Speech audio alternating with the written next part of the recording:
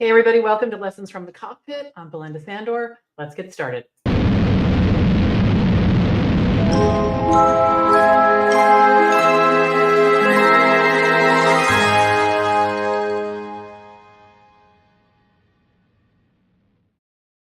Hey everybody, good morning. Thank you for coming to Lessons from the Cockpit. I'm thrilled you're here. I had a little technical difficulty, so sorry we're running a little late today.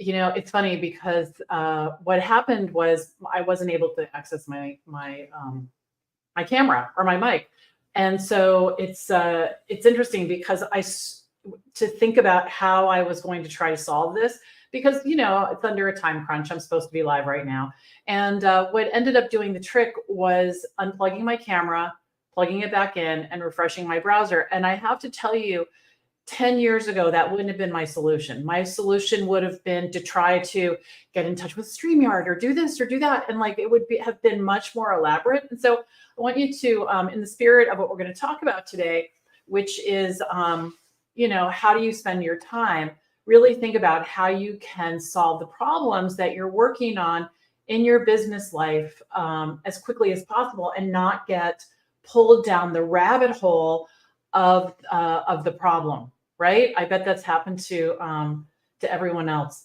So you know what? You didn't miss anything, Dana. I just got here. So I want you to know that I'm the founder of the VA Connection. It's my online community where I work with established and aspiring virtual assistants. And today I'm going to be your host for Lessons from the Cockpit, which is my weekly live stream show that airs every Tuesday at 10:30 a.m. And my goal here is to share tactical and practical information to get you where you want to be faster than you can go on your own. I've been a VA for 13 years. I've made, if not all the mistakes, most of the mistakes. And I'm here to tell you that I can help you move through them more quickly by sharing what I've learned in my believe it or not, 20,000 billable hours. So I'd love to hear where you're coming in from. We're streaming all over the place. We are on Facebook, we are on YouTube, and we are on LinkedIn. So thank you for coming. Now today we're going to talk about how you're using your time. Really important topic because, a lot of us think we're using our time one way, but when we start to dissect it, and I've been doing that more lately, it's been really very interesting to look at. So before I do that, though, let me introduce myself. And I also want to see who's here. So George is here. Hello. Margaret is here. Cheryl. Hello, Kim and Dana. Maureen is here. Michelle, Frederica, and Heather. And Leanna is here as well. So welcome. I'm glad you're here. So here I am with my daughter, Emily, who's going to be 23 in 2 years. In 2 days. I can't believe it.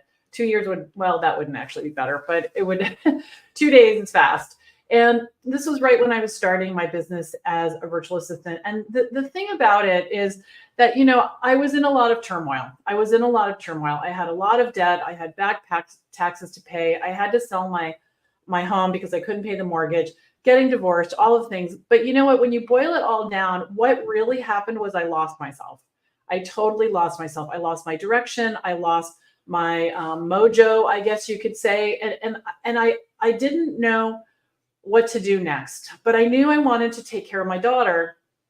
And I had to find a solution that wasn't 9 to 5, because 9 to 5 for me was never 9 to 5. It was like 9 to 7, 9 to 8, and then the 45-minute commute each way and all of that. And then the other thing is that for those of you who have kids and who have had jobs, have you ever had that experience of seeing someone who has a child and the child gets sick and they kind of put their head down and walk their way over to the boss and explain the situation, and then they leave? And, back in the dark ages when I was back in the workplace, 23 years ago, there was no working remotely really. Modems had been invented, but there was no high speed or, anything like that when it came to working from home. So it really was something that was concerning because we want to be there for our kids, but we also have the responsibility to our employer. So working for myself and working from home seemed like a really good solution, but I had to figure it out, right? Because this was not mainstream back then.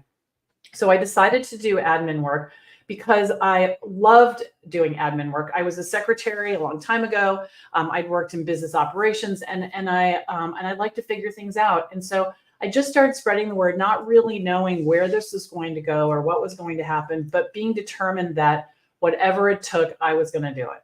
That's what I knew for sure. So I started telling everyone I knew about this business that didn't have a name, didn't have a business card, certainly didn't have a website. And just as someone who likes to have control over everything, I felt like I was winging it. And I kind of was. But you know, it was by taking action that helped me to get my feet under me and helped me to understand what I was doing and brought the success. So if you are,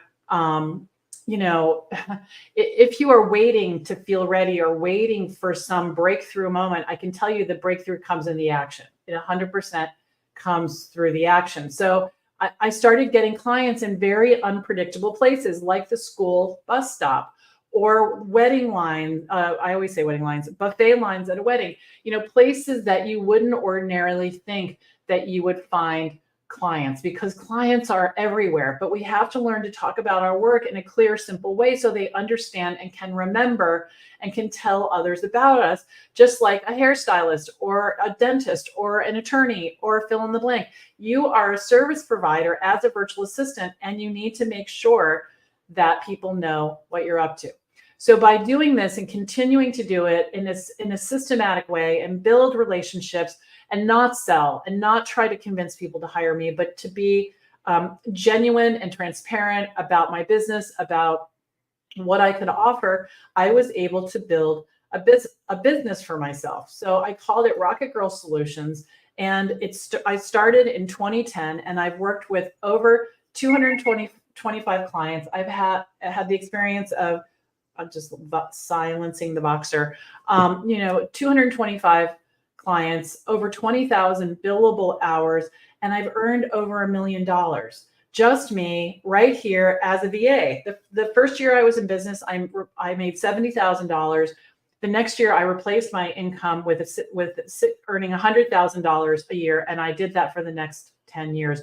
And I have to say, it was a lot of hard work, but it was also a lot of fun to transition from, feeling tied down to a job, feeling all of that responsibility, to being able to make decisions for myself and grow my business and work with my clients and get the satisfaction of being self-supportive. And the thing is that I can't imagine going back. I can't imagine going back. And it's been such an amazing journey. And so for those of you who are thinking about it, I'm letting you know, jump in. It is worth every bit of hard work and determination that it takes. Absolutely. So looking back, it's funny because one of my friends said something to me about about 9 years ago when I moved in with Greg. Greg is my husband. This is our wedding picture. And she said to me, if I would have told you 5 years ago that you would have had a successful business, that you would have this, that you would have that, fill in the blank of where I was back then, I absolutely would have thought that she was, that she was crazy. But I'm having one of those moments again. So here we are. So these are all of our kids. I married the man I've been looking for my whole life. I am not kidding, at 60. I had known him in high school, hadn't seen him for 35 years, and then went to a reunion. So if you think you can find clients everywhere, you can find husbands in unlikely places as well, because that's the last thing I was looking for when I went to this reunion. But here we are on our wedding day. But even bigger than that, what I want to talk about is, if someone would have said to me 5 years ago, when I have all of these clients and the success and handled the debt and my life is back on track, if they would have said to me, do you even dare to dream about owning your own home? I would have said, you're crazy. It's too far off. It's never going to happen. But here we are.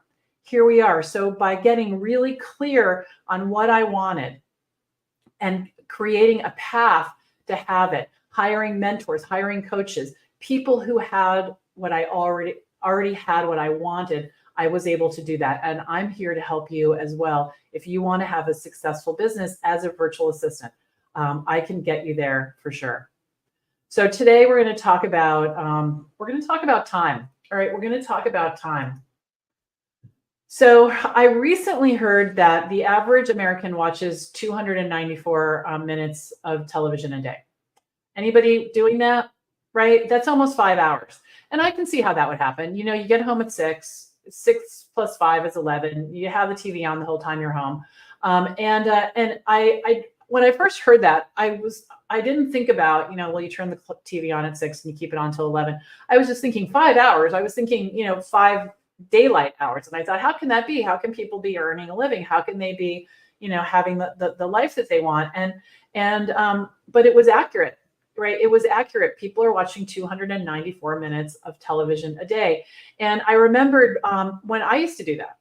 I used to do that. I would start with the Today Show for background noise, right? And then I would get dressed. And this is back in the dark ages. I would watch Oprah and soap. I used to watch soap operas. Oh my gosh. I watched One Life to Live, All My Children, and General Hospital for a decade at least. And, it's like, I don't know what I thought I was doing, but, I had all of these friends who were doing it too. And we would talk about it, instead of All My Children, we would call it, what did we call it? All the Kids, or I don't know. We had, and General Hospital was GH. We had all of these, all these nicknames for it, and at the same time that I'm sitting there watching, Oprah and soap operas and, Jane Pauley and all of that. I have a mile long list of things that I want to get done, like exercise, eat better food, drop 10 pounds, read the books that are stacked next to the couch. I wanted to learn how to weave. I wanted to spend time with friends and family. It was like, it was crazy. And today I think it's even worse because you can get on Netflix and you can watch an entire season of TV. I mean, we had to wait till, what was it? What was Thursday called, you guys? There's this name for Thursday. I can't remember, but, every Thursday, I would get a pizza and sit in front of the TV and, watch Friends and, whatever the TV shows were at the time. And, the thing is that when I realized how much time and energy TV was taking, I decided to make a big change and I canceled cable and I went cold turkey and people thought I was crazy, but it's not just TV. TV is not the villain. What's happening is it's us. Like, if you want to know why you're not getting to your dreams, go look in the mirror. It's right there. Boom. Because there's a ton of information out there, but when do we make the decision from, where we are now to where we want to go? How do we get into action? What do we do? And, the thing is that it could be scrolling on Instagram. It could be scrolling on Facebook. It could be a million things. It could even be sitting at your desk working on things that are not important, right? So here's something interesting. This was so interesting. I heard this last week. I don't know if you guys know who James Wedmore is, but I just recently started following him. And he said, write down the number of how much money you want to make. Like a year, write it down. And then divide that number by 2,080 hours, 2,080. So if you want to make, fill in the blank, do it now, and then divide it by 2,080, which is, the 40 hours a week. I didn't do the math, but I believe that that's what that is. 40 hours a week for 52 weeks a year, something close to that. And that's how much your time is worth, right? That's how much your time is worth. So you have to really be thinking about, like, let's see, for example, okay, I'm going to just do this. All right. So let's say you want to make $55,000 a year. Okay. And then you divide that by 2,080. Your time is worth $26 an hour. Now, the thing is that let's say you want to make $100,000. Okay. Because I know a lot of you do. And you divide it by 2,080. So now your time is worth 48 hours. So the thing, $48 an hour. Now, a lot of people don't make $48 an hour, but you can do that I won't say easily, with some work, but it can be a lot of fun to make $48 an hour or $50 an hour. If you do the math and you think about it in terms of the actual value of your time, right? The actual value of your time. And so when you're, sitting at your computer scrolling, or you're, doing whatever the mindless activity is that you do, we all have them. I want you to think, I could be earning $50 an hour instead. I could even even $30 an hour, right? That you can absolutely be doing that. So in hindsight, thinking back, stopping the behavior of watching endless hours of cable was was the pivotal moment in how I created my business. I started to value my time. And that's what I've been working on lately. I've been upping my game with that. I've been thinking, okay, is what I'm doing now the right use of my time? And it's such an important conversation to have, right? It's such an important conversation to have. And so so think about, what you're doing, how you're spending your time, and how you want to invest your time. I want you to think of your time as an actual investment, okay? As an actual investment. So instead of, watching, for me, one of my big binge things was Sex and the City reruns. I have that show memorized. I don't know if I should be proud of that or not, but I do. I started taking care of my body, right? I started a practice of walking 4 miles a day, eating good food, and getting enough sleep. That is a pivotal piece of starting a successful business. You have to take care of the person who's creating it, right? I started listening to country music again. I love country music. And I stopped listening to the news. I stopped listening to the news. You know what the news is? The news is somebody pulling everything bad that's happening in the world and putting it into a big ball and then throwing it into your living room. That's what it is. There's so much good news out there. Now, I'm not saying put your hand in the sand or your head in the sand and not know what's going on. But I know I have known people who have TV on all day long with the news, and they just listen to the same thing over and over and over. It's got to make you want to kill yourself, right? It's not a way to live. So stop doing that, right? Stop watching the news endlessly. If you want to know about the news, check in with it. And here's the thing. Here's the way I think about the news and all the things. If I'm not going to make an impact or a change, I don't need to spend a lot of time on it. So here's an example. I have a friend, her name is Robin. She's very politically driven. She gets in her car during campaign years and she drives around the country and she talks to people about the change that she wants to see and the candidates she wants to support. So for her to listen to the news and to know what's going on politically, that makes sense. It's her passion. It's what she does. I have a lot of respect for that. I do not share that interest. My interest is in helping people become virtual assistants, become successful entrepreneurs. And that's where I spend my time, right? That's where I spend my time. So we have to focus on where we can make an impact. That is where I make an impact, not in politics, right? And there's room for everyone to make their own impact, but keep that in mind, So for me to get on a tear about whoever's in office and rant about it and spend a lot of time and talk about it endlessly, that's not helping my business. So spend your time on the things that you can impact, okay? Spend the time on things that you can impact. And the other thing that I started doing was I started listening to and reading books. Very important. And I became more positive and optimistic and happier, right? Because the books helped me think about what was possible and helped me stop worrying about everything else. So instead of, the chicken chatter, no, I put someone else's voice in my head, because the thing is my head is a busy place. It's like Grand Central Station. So if I can, so let's say my brain is, let's give it the value of 100. If I put someone else in my head, they're probably taking at least 75%. So I have very little bandwidth in my brain when I'm listening to someone, if I'm actually listening to what they're saying. So can you see how it can just reduce the chicken chatter right there? Now you want to put someone in your brain that's inspiring, insightful. There are a million podcasts about this. There are a million books. I know, there's Jen Sincero. I don't even know if anybody listens to Jack Canfield. I listened to him for years. Before I had him on a CD strapped to my waist, because there was no iTunes or whatever back then when I was doing it. So you really want to find inspiring people that you can listen to keep you on track. All right. Because investing time in things that bring you joy is probably the single most important thing you can do to build a thriving business, right? And the other thing that's important too is to have hobbies that you love. If you all haven't checked out the the blog post, the newsletter for Monday, please check that out. It's about how to switch yourself on.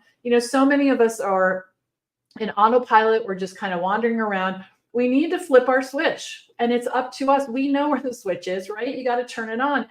And one of the things is really engaging your brain. We're just so creative. You guys are so creative, and you have so much energy.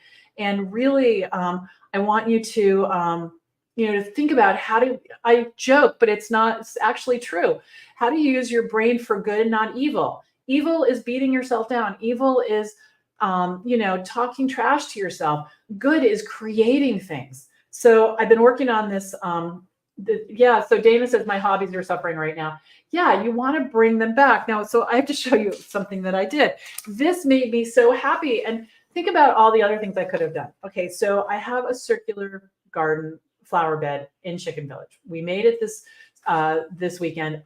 It's kind of big. I didn't realize how big it really was, but it's really big. So I Googled, how to build a deer-resistant garden. Okay, and they gave me the plan right here. Well, the plan doesn't work for my circle. So I started to dissect it. I'm like, what are these plants? So I started looking at the plants, and I've got all these plants up, and how far apart should I plant them? And it's using my brain, right? It's using my brain. I was past my sort of productive work time. It was 8 o'clock at night. I had dinner. I was relaxing, and this made me happy. So then when I went out with the chickens to let them out, I drew these plants in the dirt, the soil, with a stick, and started to sketch it out. And I'm like, oh my gosh. So then I come back and I start looking for all of the plants on different websites to see where I can get them, how much they are. I create a budget. Like, this makes me happy. This makes me happy. Now, I also could have watched Sex and the City runs, but the thing is that I got switched on. So I learned about 8 or 10 different new plants. I learned that one of the reasons my gardens always fail is I plant stuff too close to each other. So now I understand that. And I can't wait. After we're done here, I'm going to go down to the nursery and see if they have variegated iris plants, because that's the one thing I couldn't find. All right. And if this garden's going to be purple and yellow and green and pink, it's going to be spectacular. All right. So those are the kinds of things I want you to do with your time, with your productivity. And I want you to find that same passion for your hobbies and pour it into your business. It can be a lot of fun to be a successful entrepreneur. Okay. So let me just look in the chat. Yeah, books help you keep your mind sharp. That's right. That's absolutely right. Yes, the news is so negative. I agree. I agree. Yes, and I'm glad. So someone that's on LinkedIn says just what I needed to hear today. That's awesome. Yeah. And Kim says we canceled our Dish subscription and I don't miss it. Mostly I had TV on for background noise, and I used to do that too. And I have to say, quiet is really good and music is good too, but you have to kind of measure that, right? Yes. All right. Same with your words. Use them for good and not evil. That's right. Okay. Belinda, can you share some of those people you listen to? Yes. I listen to Mel Robbins, and I don't know where it's going to go if I type it, Mel Robbins. Because I don't know how StreamYard is working. It's showing up. It's not showing on LinkedIn though. Mel Robbins, I listen to other people like, I listen to books a lot. I listen to The One Thing by Gary Keller. I listen to Jen Sincero a lot. I can put her name in, Jen Sincero. She, if you don't like the F word, don't pick her up because she's swears like a sailor, which I appreciate. There's books by Laura Vanderkam that are really good about managing your time. I don't know if I can spell her name. She used to be a client. I'm going to spell it wrong. Well, I spelled it right, but there's some capitals in there that I'm not sure. So there's a lot of stuff out there. You just have to look around a little bit, but start with, The One Thing. Oh, and then the other book that I recommend is ADHD for Smart Ass Women. A lot of us have ADHD and we don't know it. And if we learn to harness our brain and really grab hold of our thoughts and understand how to be successful, that's huge. Yeah. Oh, all right. The Productive Woman is a great podcast too. All right. Awesome. And for those of you in VA school and the VIP club, the author of ADHD for Smartass Women is coming. It's either next week or the week after. It's on your calendar, and she's going to speak to us. She's awesome. Her name is Tracy Atsuko. So definitely check her out.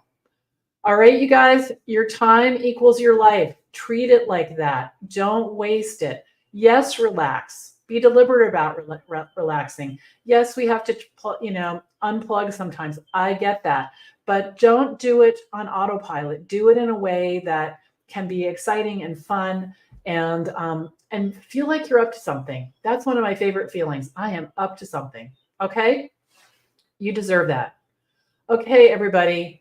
Have a great rest of your week. If you're not already a member of my free online classroom, the VA Connection on Facebook, please jump in. I believe we just hit 43,600 members. We're growing like crazy, and I'd love to have you be a part of our community. If you're watching us on YouTube, please ring the bell, follow us so that you don't miss any of our free live trainings that happen every single week. Okay? Talk to you guys soon. Have a great day. And pay attention to how you're spending your time.